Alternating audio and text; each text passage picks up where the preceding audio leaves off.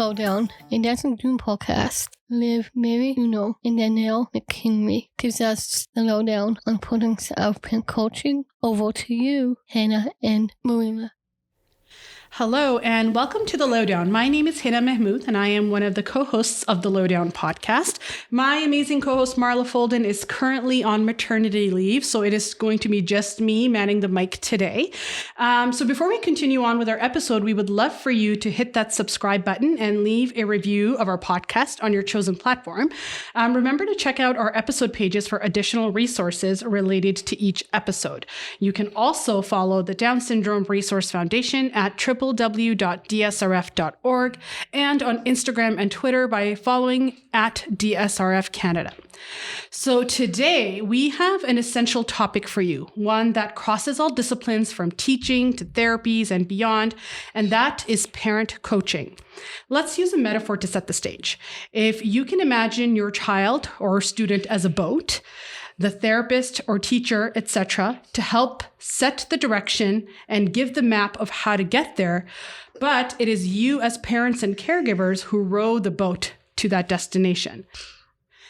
So intuitively, this makes sense when you think about it. You're not going to learn piano without practice, or basketball or math for that matter either. Parents expect to have to be, on hand to work on homework from school and learning new sports skills. Since the student is also learning skills in therapy, we can expect the same. There is going to be homework and practice that has to happen in order to see improvements at a good pace. So with therapy, however, it is a little bit different because the fact that most parents themselves often haven't received speech therapy or OT in the past, unlike learning math or sports, it can be really unclear how exactly this practice is meant to work. The onus here is really on the teacher or therapist to set families up for success with home practice and generalization. So today we have a little panel with representation from speech language pathology, OT, being myself, and teaching to talk about the finer points of parent coaching. It really isn't a one-size-fits-all situation, so, which makes sense because this topic is even more interesting. We will cover parent buy-in, setting expectations, and parent empowerment in our discussion. So joining me today is Liv Meriano, who is our speech language pathologist at the DSRF, and Danielle McKinney, who is the senior teacher on staff at the DSRF. Welcome to the Lowdown, Liv and Danielle. Thanks. This is both of your second time on our podcast, so we're very excited to have you here. So, you guys know the drill at the Lowdown since it is the second time. So we are going to, for, kind of easing into this. I think our listeners want to get to know you a little bit more, even more than last time. So we have 5 more secret questions to ask you guys. And hopefully you're not as stressed about it now because they're fun questions, right? That's true. Yeah. Because there's no math. I forgot about the questions. Oh, okay. Well, here we go then. I was dreading them, so this is perfect. Yeah. Okay. Question number 1. If you could have a lifetime supply of one thing, what would it be?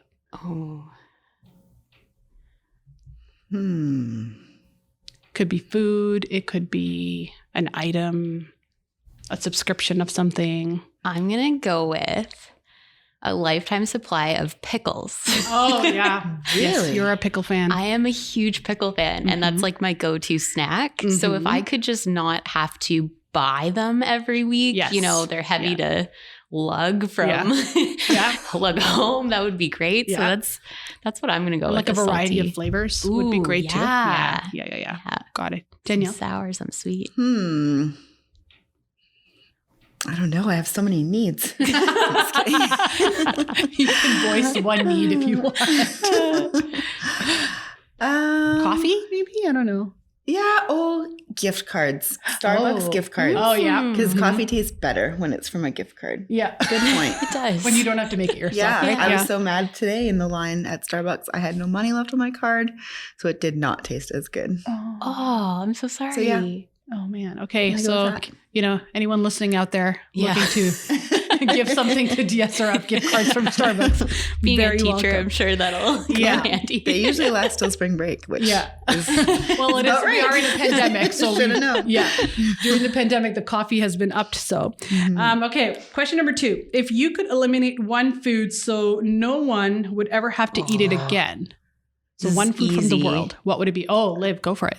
Blue cheese. What? I just don't understand it. Like, what's the point of it? Yeah. Not a fan. So if I could just eliminate that, and I don't think anyone would be like really upset if it was eliminated, you know? Yeah. Like, it's not like eliminating pickles. Yeah. Right. Yeah. Mm-hmm. Or cheesecake or something. Like cheesecake. Yeah. Okay. No blue cheese for Liv. No. I don't know. I don't really want to upset people, but I'm not a fan of home-cooked Beyond Burgers. They really don't smell well. Yeah. Yeah. I've actually tried one now. I don't want to. No. Yeah. Don't bother? Okay. Don't do it. Okay. Got it. Just make like a veggie patty of some kind. Right. That'll be or better. else get it like at a restaurant. Yeah. It's fine once Got it's it. cooked. Yeah. Okay. No more Beyond Meat at home, guys. All right. Question number 3. What is your favorite thing to do by yourself? Ooh. I really like to garden and like repot my plants and You sure do. propagate them. Like I feel like that's really therapeutic for me right now during quarantine. Yeah. There's always like dirt all over our apartment, which my partner is not happy about. But for me, I really enjoy doing that activity by myself. Yeah. And I've seen some of your like posts, like they turn out real nice. So thank you. Yeah. Hannah. Nice job, Liv. Yeah. Great. It's a lot of fertilizer. I can imagine. Yeah. Danielle? I really like to just be like completely alone in a place to read. Like I find it really hard to read when anyone's anywhere near me. Okay. So yeah, reading. Do you also, I find when I'm reading, I need it like complete silence. Like it just, I don't want any like minimal noise or anything. Are you like that as well? Yeah, like people watching TV in the room. Yeah, or, no. Yeah. And it's so hard to find places where it's like completely silent Totally. nowadays. But yeah, True. Great. Yeah. Okay, question number 4. If you could only have one app on your phone, and I'm making you like make some very severe choices today. These questions. Cutting out a lot How about we do really mean? How about we do? Yeah, I know. How about if you could have 3 apps on your phone, so nothing that comes with the iPhone, everything is deleted, but you only keep 3. So don't worry about the camera; all that's already there. But additional 3 apps that you need. Which ones would they be? Pay for parking. Oh, good one. Yeah, I never have change. Yeah, that's a very good one. Yeah, I feel like that's essential. Mm-hmm. My WhatsApp, because a lot of my friends are everywhere in all different countries and such. So that one to stay connected to them. Great. Maybe the Starbucks one. True. The good points on there. Yeah. Great. Or Michael's. Ooh, Michael's coupons. Oh, yeah. Yeah. I feel like there's some workarounds though, because you could just That's go true. on the browser and get those. Yeah. So We need more time to think about this. That's okay. The pay for parking one's actually a really good one. I actually never even thought about that. Yeah. And you live in Vancouver, so I can imagine. Yeah. All the time. Yeah. Danielle? I'm gonna go with a couple of the same. Starbucks, WhatsApp, and Team Snap. Oh, what's Team Snap? It is the app for managing your child's sports teams. So all the practices are on there, chats, emails, and now health checks for. Yeah. It's essential in your household. It is. Yeah. I was just going to say lots of sports going on in the McKinney household. Yeah. All right. Last one. What is your biggest pet peeve? Ooh. Oh, man. How much time do we have? No, just kidding. I know. We have quite a few. One of mine is when you're in line for something and someone, like another till opens. Yeah. And then the person behind you like goes there. I'm just like, really? That's one of my biggest pet peeves, I would say. Or right now, because of COVID, like when you're walking down the sidewalk and there's like a group of people, like when they don't get over, and then you have to like, get over. Like six abreast, just like walking. I'm like, guys, agreed. So little things like that. But like water off the duck's back, This is kind of a new pet peeve now that I have children that stay awake later than me. It's that moment of just about being asleep and then someone walks right by your bedroom door or starts cooking chicken strips or whatever it may be at 1 a.m. That's my new. So do you get awakened very quickly? So you're not like a very deep sleeper. So the littlest sounds only or just as you're only falling? child related things. Oh, okay. Gotcha. Like, are you sneaking out? Yeah. Or just making chicken? Like, I don't know. Yeah. So got it. Yeah. That makes sense. Yeah. Yeah. Oh, all right. Well, thanks, guys. I think our listeners got to know you a little bit better. Okay, so let's kind of dive into our topic of parent coaching today. Liv, can you kind of start off by telling us how you kind of got your start in parent coaching and how does that look for you day to day when you're working as a SLP? Yeah, for sure. I feel like parent coaching was a concept that was first brought up during my studies at UBC. Mm-hmm. When I was studying speech language pathology, a lot of our classes focused on using this approach as like a tool, an intervention working with families, especially with like in the early childhood years. Mm-hmm. And I was really fortunate to have a clinical educator during one of my clinical externships.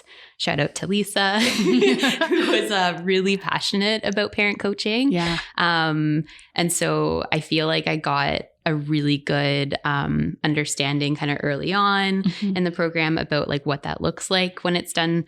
And so, I became really like excited by the topic, and since school have taken some clinical education like the Hannon program, which is very much focused on parent involvement, and motivational interviewing, which is essentially like a counseling method for helping people sort through feelings and insecurities.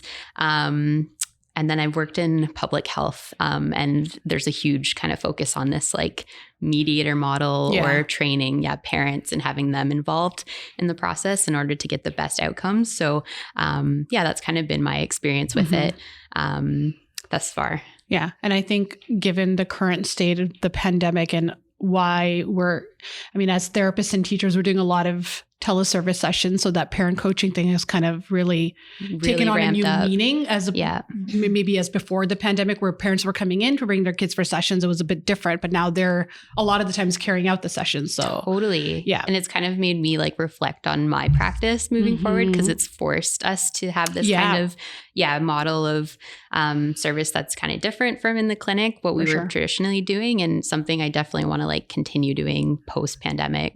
In person. It's super valuable. Great.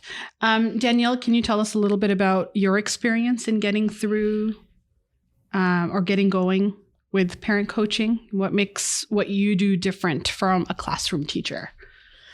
Well, I think that just the nature of our work here is maybe a little more personalized. I think it's a little bit easier to know exactly how to fine tune something and be able to make it work for the individual. Yeah. I think we also have more face-to-face time with parents. We know more about family dynamics. And then we also have relationships that have developed over a long period of time. So we really know the child as a learner. So true. Yeah. So true. And then you being a parent as well, does that affect how you interact with?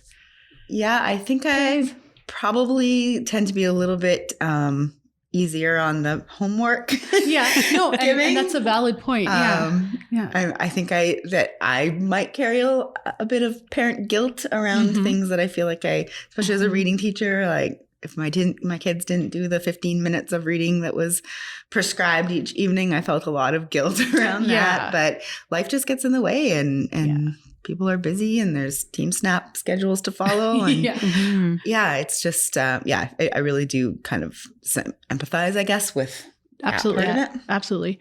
And I think also from my perspective too, especially with the pandemic, and OT is a bit different because there's so much setup sometimes involved in the activities that we have to do during teleservice sessions. So, a lot of it, and I think at the beginning of the pandemic, when we were just launching teleservice for our families at the DSRF, a lot of us as a staff would have the discussions of like, okay, we want to make it easy for the parents.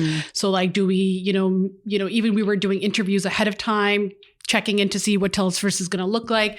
And then emailing them every time being like, we need this, and this pencil, we need this scissors or this setup. And I think because there's so much setup involved that a lot of the times it was like, how can we simplify it for them, but not but not overwhelm them either, right? So just trying to figure out that balance. I found as an OT was really tricky. And even to this day, because I'm mailing things ahead of time to make it easier for parents. But I think that's I like that you're bringing that perspective as well. So what happens in your session when the practice hasn't happened at home, and how do you kind of change or adapt? So you guys can both take this question. Do you want to go first, Liv? Sure. Like Danielle says, like it happens where like life gets in the way, or like, and there's kind of like, I feel like the sense of guilt or like apologizing sometimes. And I think, as a therapist, I can only like, the best thing I can do is kind of like check in with the parent and just kind of see like, do I need to adjust my expectations or, what's most helpful for you right now? So usually like at the beginning of, a block of therapy, I'll check in with the parent, like, how much time can you dedicate to homework or home practice, or what does that look like, to kind of get a feel of what they like, their expectations going in. Yeah. But I think continuous, right? Like checking in with them during, like I always ask the question, like, how's your week been? To just get a good sense of like, what happened this week? And then, like finding, some barriers, like what has been difficult for you? Because maybe, I need to adjust my expectation or find ways to incorporate it differently. Like for one of my students, finding 10 minutes during their week was really, really hard. So we adjusted where the parent has 10 minutes within our session to try it out. And that has been, I think, really helpful for not only like the parent, but also for me to see like how it's going. And then that way we're kind of approaching this together. Yeah. So I think kind of, just checking in with the parent, like what is most helpful for you right now? What can I do to meet you where you're at and what you need? Yeah. A good collaborative approach is always helpful for sure. Totally. Yeah. Danielle? Yeah. So I think maybe I'll just approach it from like a singular session.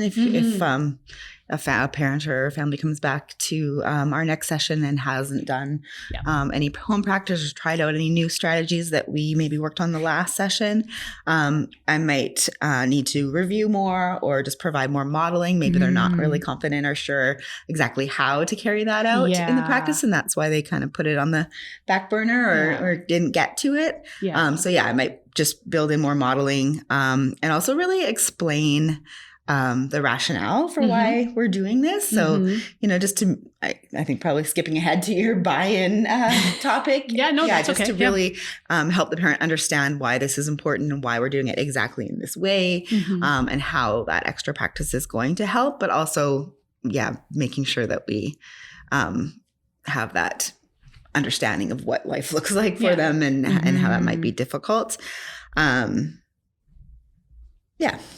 I think, this leads into our next question really nicely, because you mentioned about parents not having the confidence, right? So like, let's discuss some of the reasons why the practice may not happen, right? So you both have touched on some really good points. So I do find that a lot of the times our parents are maybe not feeling confident in carrying out that practice at home. I'm sure you guys have noticed that as well. Any other areas where you feel like might be difficult for them to do the practice at home with their kids? Any other reasons? I think like for our guys, especially reminding myself that like they're not usually just going to speech. Like they have other therapies, they have other extracurriculars, they have schoolwork. So taking that into consideration, like sometimes life is so busy and you're, having to do homework in all these different areas or all these things that your kid is involved with. And that takes a lot of time to balance everything out. So I think that's one reason, is just like feeling overwhelmed or like, there's a lot on your plate. Yeah. And I think parent-child dynamics are really different from, parent or teacher and student.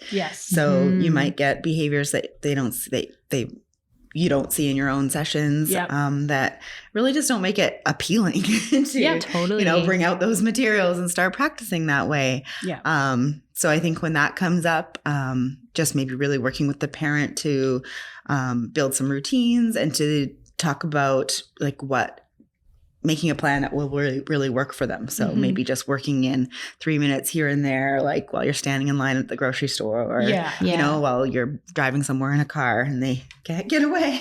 No, I'm just kidding. Put them in the car. So just finding some ways to make it work for that family, whatever their family life looks like for them. Yeah, exactly. And I think that you hit on some really good points there, both of you. So the one thing that I've heard from parents numerous times, like, oh, she'll do it for you, but she won't do it for me. Yeah. Like she'll practice the shoelaces with you, but when I bring them out, she's like, no. You do. And exactly. And then that's the thing. It's like then working with the parents and being like, okay, so let's discuss how you've brought up.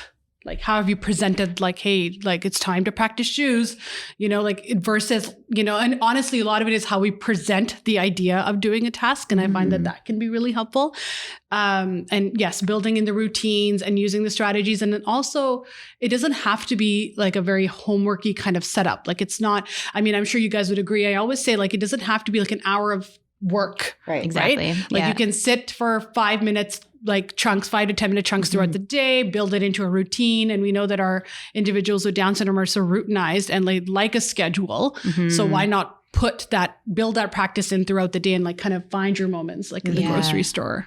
And I think like brainstorming that with the parent is so like beneficial and valuable because they have the knowledge of like, what's happening at home, like what sorts of things are in their environment. And I think they're more likely to work on something if it like fits in with, what they're doing and it comes from them. Cause of course, they know their routines best. So getting like, asking them like, how can we work on this at home instead of us just being like, so do this. And some parents might like that, right? Like there's some parents that like that, but totally. 100%.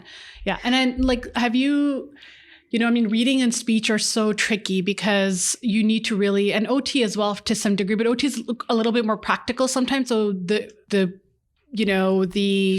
underlying like steps are a little bit more, clear cut, but with speech, you know, there's so many things you have to think about. With reading, there's so many things you have to think about. Have you found that for either of your disciplines, a lot of it is parents just not knowing how to approach the actual like activity, right? Like, I mean, what Danielle talked about in terms of confidence, like I've talked to you guys, our SLPs at DSRF, and you're like, well, the parent is not like, they just need to play with their kid, but they're not necessarily understanding that how to use play as a therapeutic intervention. Totally. Or, you know, it's for a reading, little less like structured sometimes for speech and more or less concrete. So like building it into like their everyday routines is really great because they're repetitive. It happens every time. Sometimes I'll ask parents like, what's the activity you look forward to doing like the most with your child? Like what's something enjoyable? But you're so right. Like play is a bit less structured. So like, how do we work on this? And I think that's why parent coaching comes into play a lot because we need to kind of, observe them doing it and like give them kind of tips in the moment, I think is more beneficial. Yeah, for sure. Yeah. Have you had parents say to you guys, like, can you just like be in my ear on a microphone or an earphone and just coach me through it? And I mean, and it's not a bad idea. Like I know a lot of you know, therapy approaches out there kind of work on parent coaching as like for like training for us. Right. So I have a lot of parents being like, can you just like walk me through it or that kind of thing. So, so Danielle, you mentioned a little bit earlier about buy-in. So we talk about, you know, having parents kind of on board for therapy strategies and goals. And this involves, of course, coaching and, as Liv mentioned earlier, counseling. So by buy-in, I'm referring to how much the parent seems to agree with what is being done and how likely they are to try the things that are done in therapy or classrooms at home.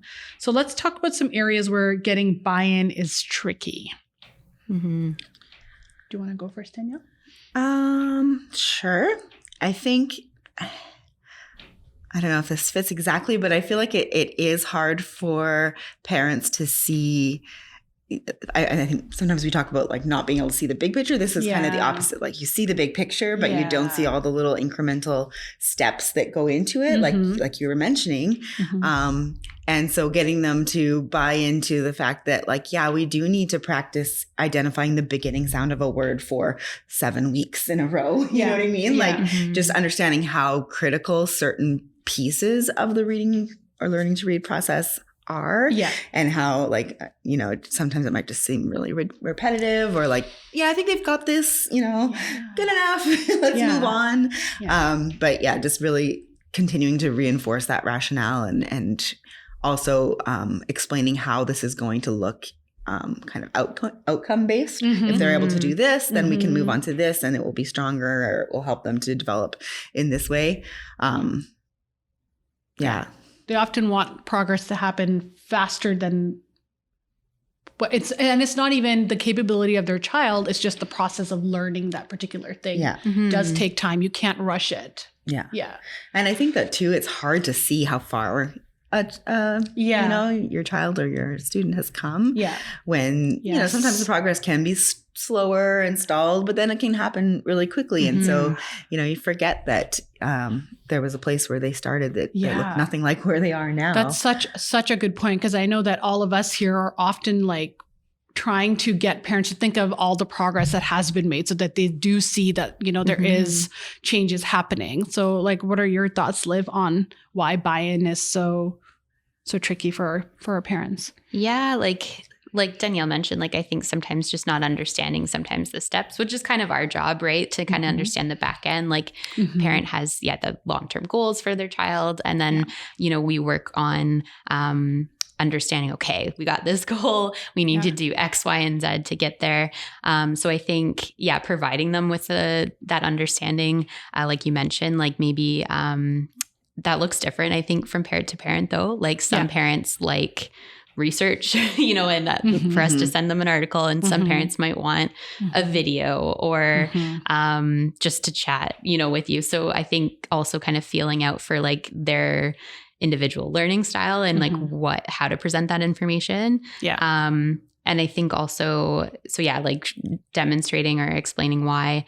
And another, I think, thing that we can do is also sometimes I find like connecting parents together. Like I had one student who just went through a surgery and it's a pretty minor surgery, like, but of course it's still surgery. So the parent was feeling, very like uneasy about it.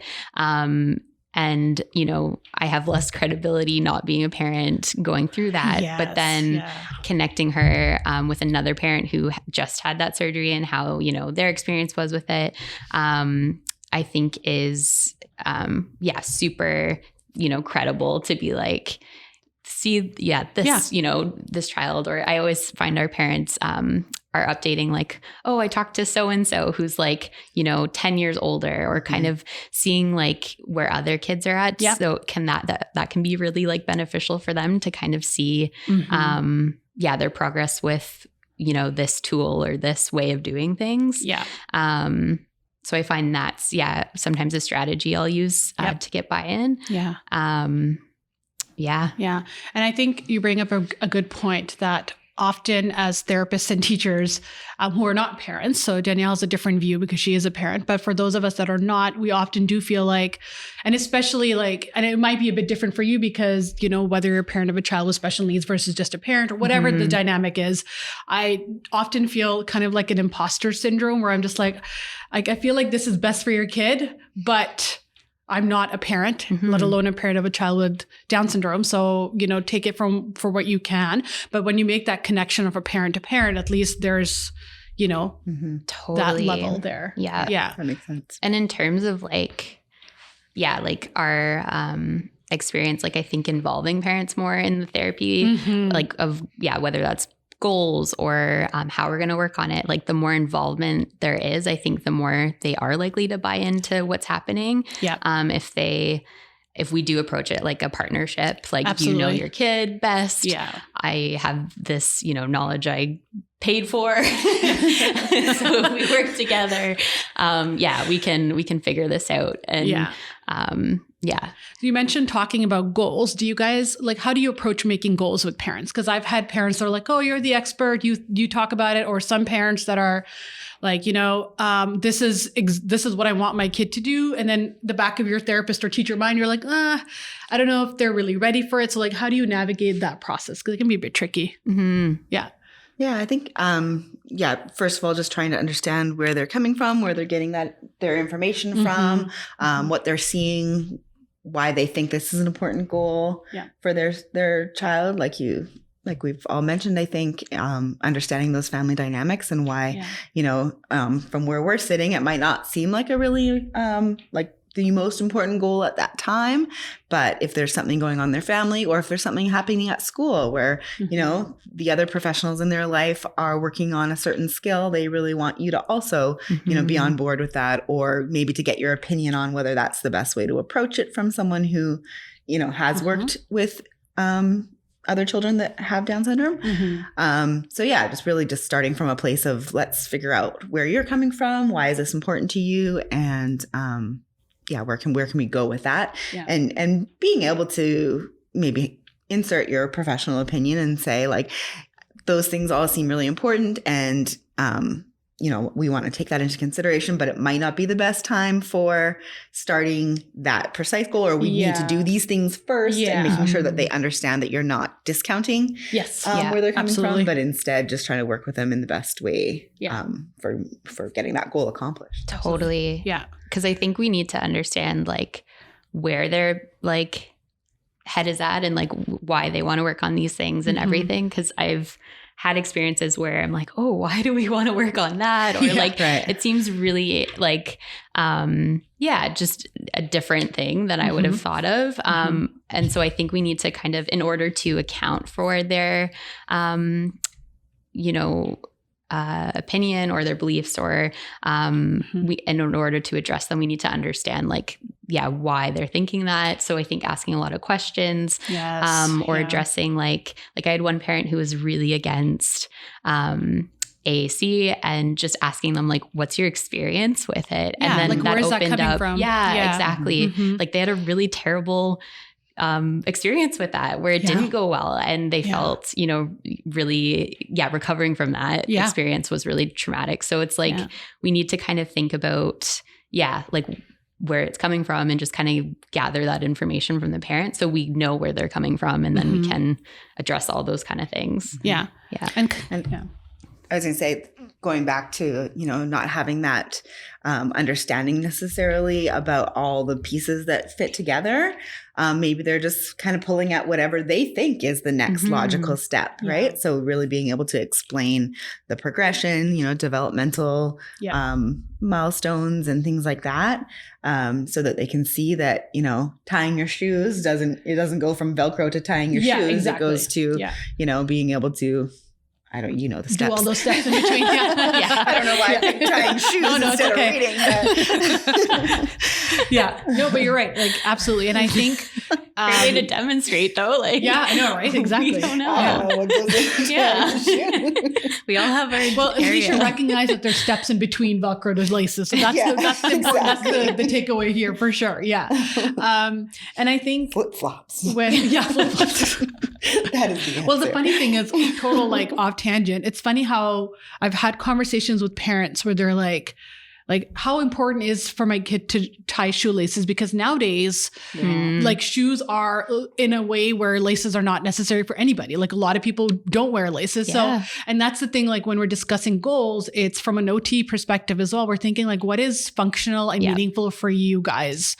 Just because it is written somewhere that it's an independent skill to be able to tie your shoes, is that more functional or more important than learning how to tell time or something like that, right? So I think those conversations are really important. And I agree, like when Liv was saying, like you really need to ask questions and dive into it a little bit more, rather than, and then thankfully most of our parents are really good about that, and they do look to us, but it's very hard for me to make up a goal for a kiddo without the parents, input.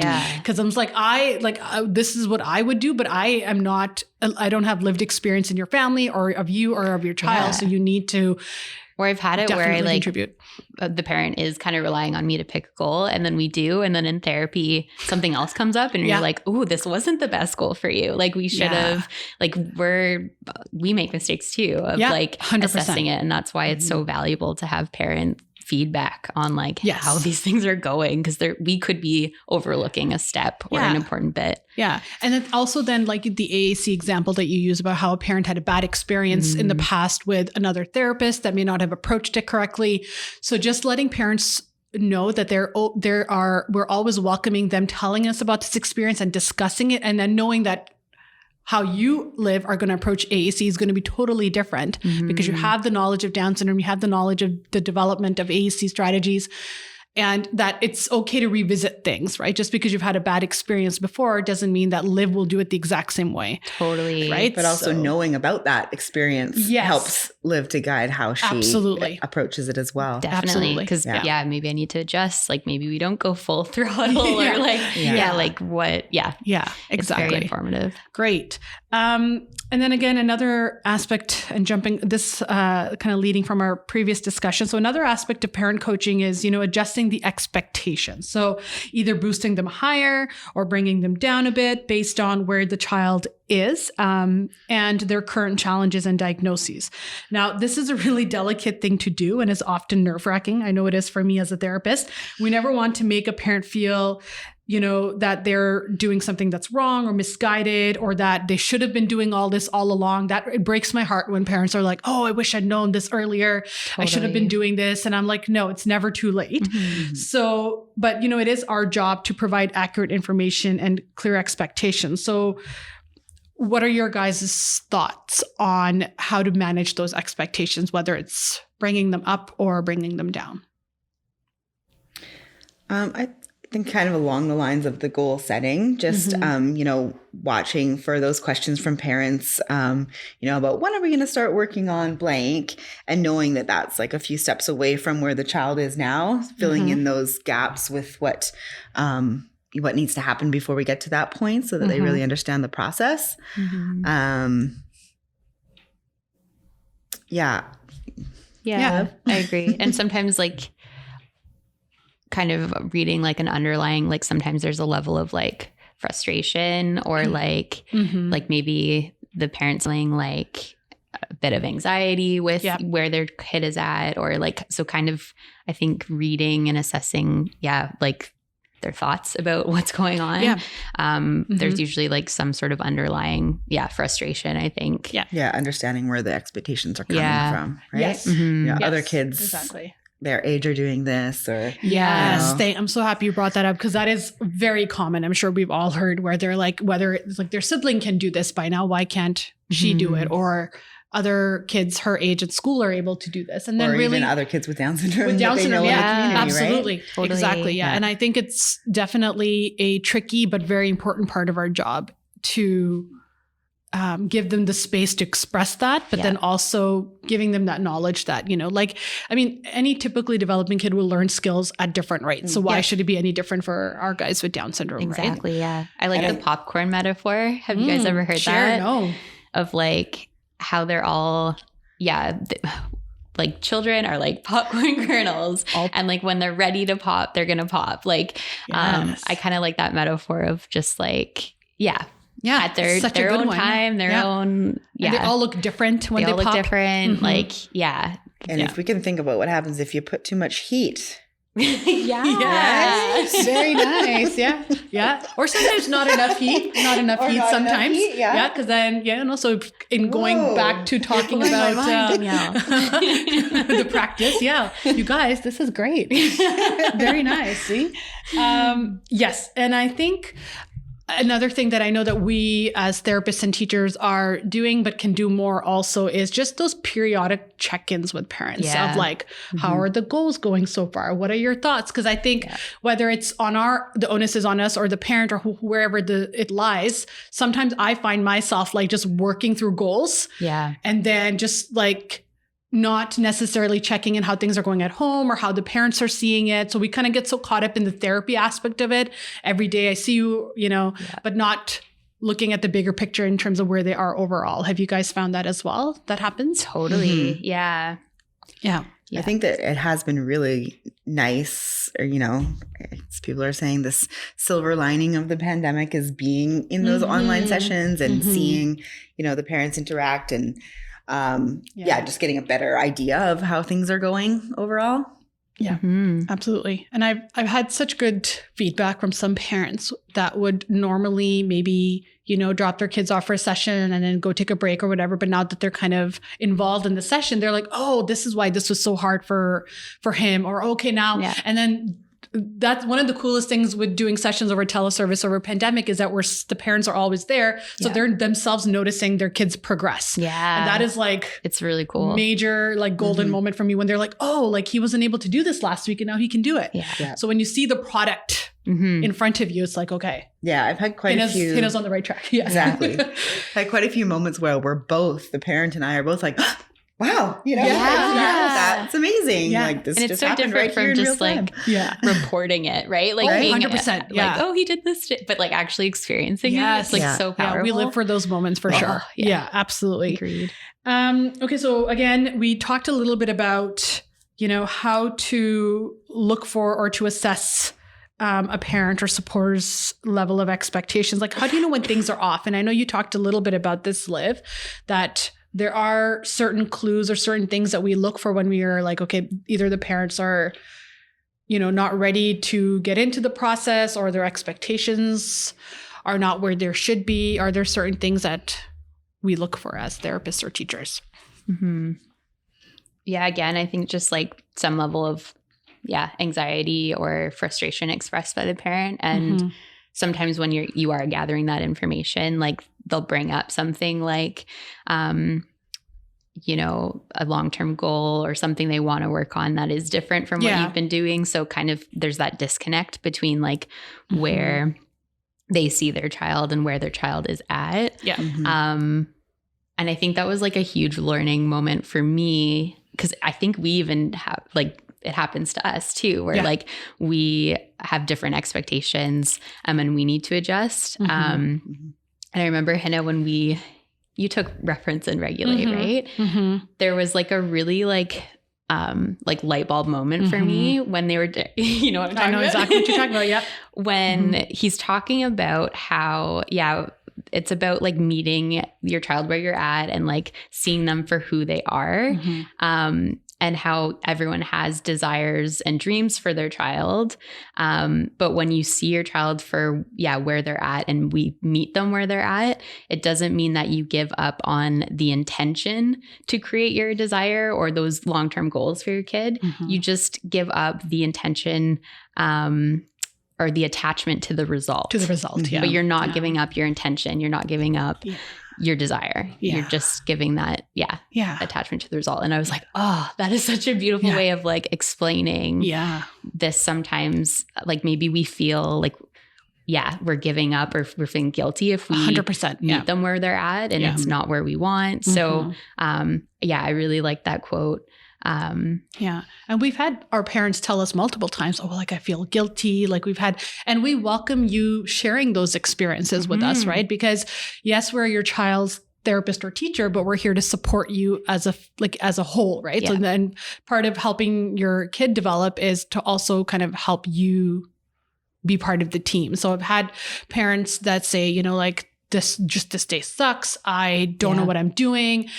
He's not listening. He's not doing this. And then part of the job is, okay, let's talk about it. Yeah. And I think that what you just shared with us is such a great way to kind of give them a little bit of perspective and not to feel guilty about this because it is very difficult what they do every day. We only see, your kids for once a week for 45 minutes. Yes, so we are fully aware that it's going to be difficult and different for you at home. But Yeah, I think too, like, and rather than thinking of it as giving up, you're actually almost committing more to those little pieces that get you to that end goal. Yeah. There's no magic fix in anything we do. No, absolutely. Just really recommitting your intentions, I guess. Yeah.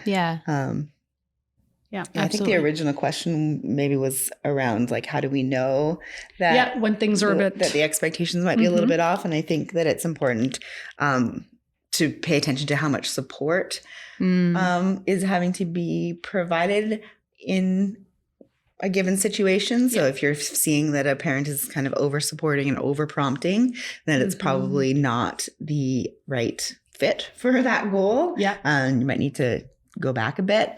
And I think that would be a good thing to point out, you know, in kind of explaining why we're going to just take it back a notch and make sure that we can get this piece independently before we move on. Yeah. And that kind of works into that whole, like, we have to just meet them where they're at. And this is it. We need to, Yeah.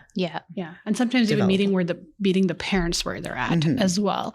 And you were talking about, you know, over prompting or things like that. And there are certain things that happen during teleservice sessions, or even when parents are maybe in your speech sessions where you're just like, you know, that the parent's very eager and they want to get in there, but maybe they're over prompting their kid when Liv is trying to figure out what the kid can or what her client can, you know, independently communicate without the prompting. So how would you navigate? That's a tricky situation. And I know we all as a program staff have talked about this, where we don't want to come off as mean to the parents, or, you know, we ourselves are like a little bit nervous about coaching parents because we don't want them to get the wrong idea. We don't want them to feel like we're blaming them. But how would you navigate that, Liv? Like, let's say if you're using speech therapy as an example, where a parent is just like constantly over prompting and you can't get a word in edgewise. Yeah. Sometimes I'll like introduce or model the strategy. Like I might be like, hey, let's try it this way, just to see like their willingness to kind of observe it. But I think it also respects like asking their permission if I can do that. Yeah. And then getting their feedback on it. Like, what did you notice when we did it this way? Or we provided them with some choices, or to kind of see, just present it a different way. Or I might provide like a suggestion to the parent. Because a lot of the times I think like talking about looking for clues is sometimes like the student might be able to do it like in your session or in a certain environment, but why can't they do this elsewhere? Yeah. So I think there's a disconnect of understanding that when it's like reported, oh, but they can do this here, or they can do this, they can't do this here. So I like to provide suggestions. I think that, continuous check-in and feedback, like getting the parent to reflect on what happened and see what you see kind of thing. I think also making it kind of a problem-solving exercise together. You know, you might have in your mind what you think is the issue in that, you know, over prompting. But if you just approach it with like, I wonder if, you know, and putting in that kind of underlying reasoning that you have, like, I wonder if he's not responding because he's feeling a little bit overstimulated with all of our verbal input. So let's just take a step back and not really saying like, you're doing this. But instead, like, this is what your child might be feeling, or this is what I'm seeing, you know, even just like as sitting back and watching them interact, like it's feeling like a lot to me. Like I don't think I would phrase it just like that, but just like to kind of bring to light what you're seeing in the interaction. And it can be a hard thing for us to do. Sometimes we feel a bit scared to do it, being like, oh, I think you're over prompting. But absolutely, I think if you bring it up in that way, or if you approach it that way, it's much easier for us as well. And then hopefully it's taken a little bit better from the parent's perspective as well. But I think also maybe bringing up or like finding some time outside of the in the moment situation to bring up the importance of wait time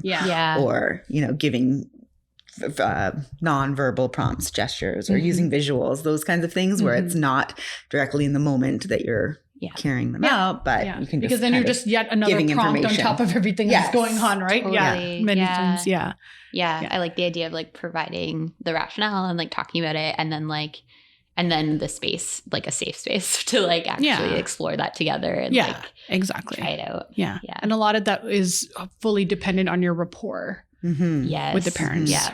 Do you guys have the trust? And the trust you have. Yeah. It's interesting that we spend a lot of time talking about rapport with the student or with the client. But it is really important, especially if you're trying to develop this parent coaching model, to have that rapport with the parent. And I think it can be tricky, for me, it's like my own insecurities. Like, I don't want to spend time doing nothing. I'm doing air quotes. I forgot. For those that can't see. Video. Because the parent might think that I don't know what I'm doing, or I'm not pushing them hard enough, or whatever. And I have all these things in my mind that, might be happening. It could very well not be. And it's getting in the way of taking the time to build a rapport with the family and absolutely the supporters. Yeah. Yeah. Okay, so the final area of parent coaching that we wanted to talk about today is parent empowerment. And we've kind of hit on points throughout the podcast on this topic, but it isn't uncommon for parents of special needs kids to feel out of their depth or intimidated by a bunch of, professionals using too much jargon. And we know that with our kiddos with Down syndrome, parents are encountering a lot of medical professionals, therapy professionals, education professionals. But parents have something no one else does, and that is knowing their kiddo best of all, their interests, dislikes, what's funny to them, their day-to-day feelings and health. This really should not be underestimated. And, it is our goal at the DSRF to help remind parents that they not only are experts in their kid's life, but they're also the best person to help their kiddo because of that. So what are your thoughts on how we can help empower our parents more during this kind of therapy teaching process, especially when things get hard? I think reminding them that they are their number one fan and number one teacher, and that they bring something that is invaluable that no one else can, and that they are doing enough. Because I think sometimes, there's a sense of guilt if I ask, oh, did you get to try this? And then, oh no, I think just reminding yourself that you wear a lot of different hats and it's okay. We don't need to feel guilty. And I think as their therapist or teacher, acknowledging what they are doing. You attended sessions through a pandemic. That's huge. Huge. 100%. You showed up every week. I think us acknowledging that and just bringing to light, because I think it's really hard sometimes for us to reflect on what we're doing, and sometimes we're really hard on ourselves. So I think giving specific feedback about things that are working well, or he was really engaged when you did that, very tangible things that we are observing that are working well. Yeah. I mean, positive reinforcement works for everybody, right? Not just our students. Totally. Everyone needs positive reinforcement. We all could use it. Yes, exactly. Yeah. And just really asking them to contribute that expertise. It's most valuable. We don't need them to do all of our work for us, but there are some times when it's going to be best come exactly right from them. I want to work on this skill. What do you think about blank? Or, do you have any ideas about how we can incorporate this interest or this skill that they already have, or, how we can put this into activities you're already doing, like we talked about before. So just really asking for their expertise when it is exactly what you need as a therapist as well. Exactly. Right? Yeah. Because they're a part of the team. So exactly. And that, we talked about that, approaching this as a team and emphasizing how important their role is. And then again, just reminding them how far their child has come and how they were kind of instrumental in that. Getting them there. Yeah. That's the best when you can you look at your session notes from a few weeks ago and you're oh, do you remember a few weeks ago? We were just doing this. So I think. Yeah. Cause sometimes they lose sight of that, right? Cause they're so busy, they forget what it was like a month ago. And they're oh, you're right. I didn't even think of it that way. My favorite thing is when I present a webinar that was maybe from a year or two before, and it has a video of one of my students reading. Oh, and it's what? I basically read that whole page, and now they're reading, 2 or 3 sentences on a page. So that's cool.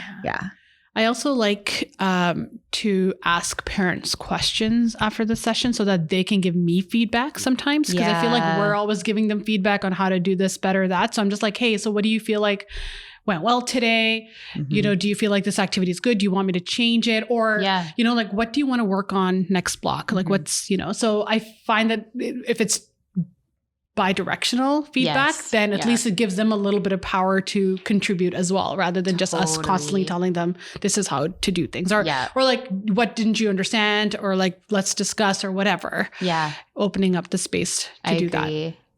And like also acknowledging when we have like, I don't want to say like made a mistake, but when we like, there are times where like I overprompt or like I should have used a visual. So like, you know, acknowledging like, oh man, like, like this is what happens when I do this. So like in the session, when we're asking for feedback, like acknowledging times when like we, we make, you know, mistakes or we make. Like I did. And I've done that multiple times. Like, oh, I'm sorry. I sent you the wrong worksheet. No wonder he can't print his, you know, right. Like, and it's because we are all fallible. That's never been a question. It's just, how do we kind of move past that point and work towards success? So, but also maybe pointing out that it's not a mistake. I mean, we don't have a playbook for therapy, right? For each child, it's going to look different. Some things are going to work better than other things, you know, like, I think, we tend to lean on things that have worked for other clients or students in the past, but it doesn't necessarily guarantee it's going to work for this unique individual that we have in front of us. Or work on that, like that particular day, whereas the next day it could work. That totally. That goes along with that, adjusting expectations within one session. You might have to, you know, reduce workload or give more support based on some issues. Maybe, you know, a long day or lack of sleep. You know, I've even had to allow for naps. Right. Or you push it just one activity too long. Like, ooh, I shouldn't have done that. Oh, you're sleeping. Okay.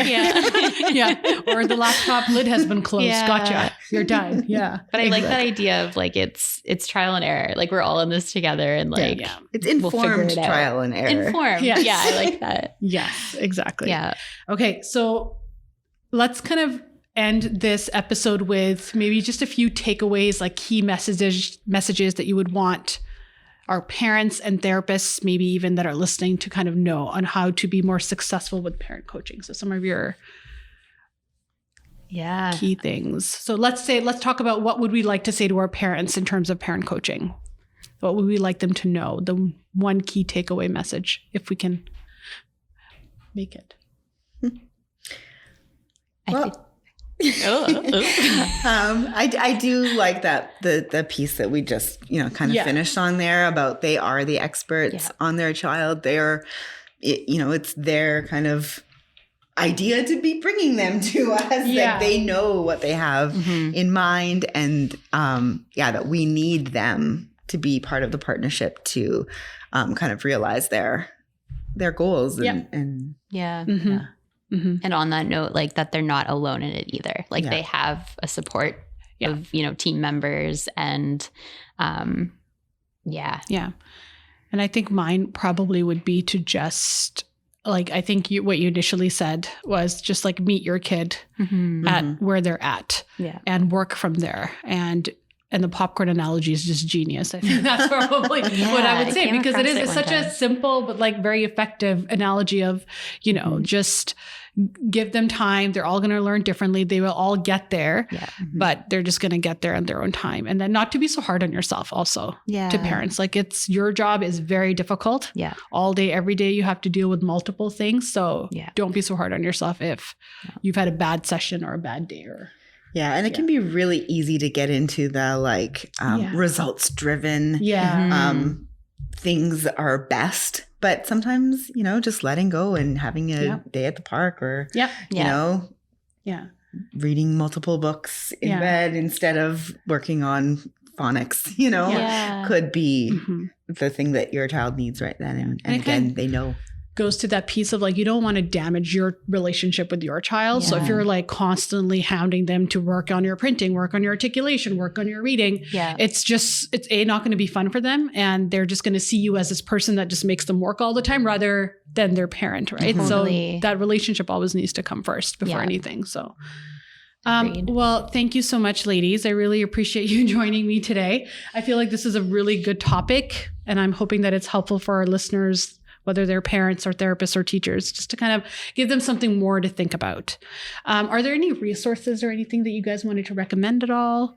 I know you talked about the Hannon program, Liv. Did you want to just quickly talk about that? Because I've found that was... Sure. The Hannon program has a lot of good research if people are really into that about parent coaching and the results of it.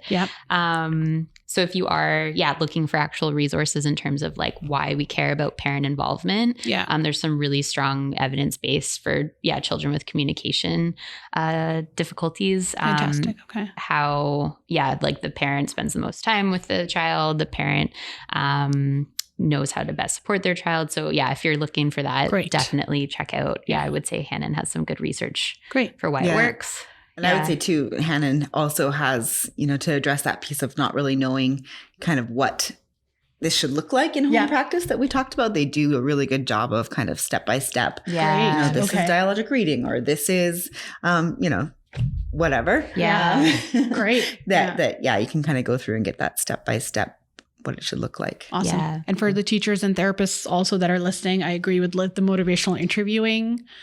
If you can, get some education in that can be very helpful because it's a nice layout of how to involve parents. Give some good tools for how to approach those difficult conversations. For sure. Yeah. All right, you guys. Well, thank you again. And thank you. We'll talk to you soon. Thanks.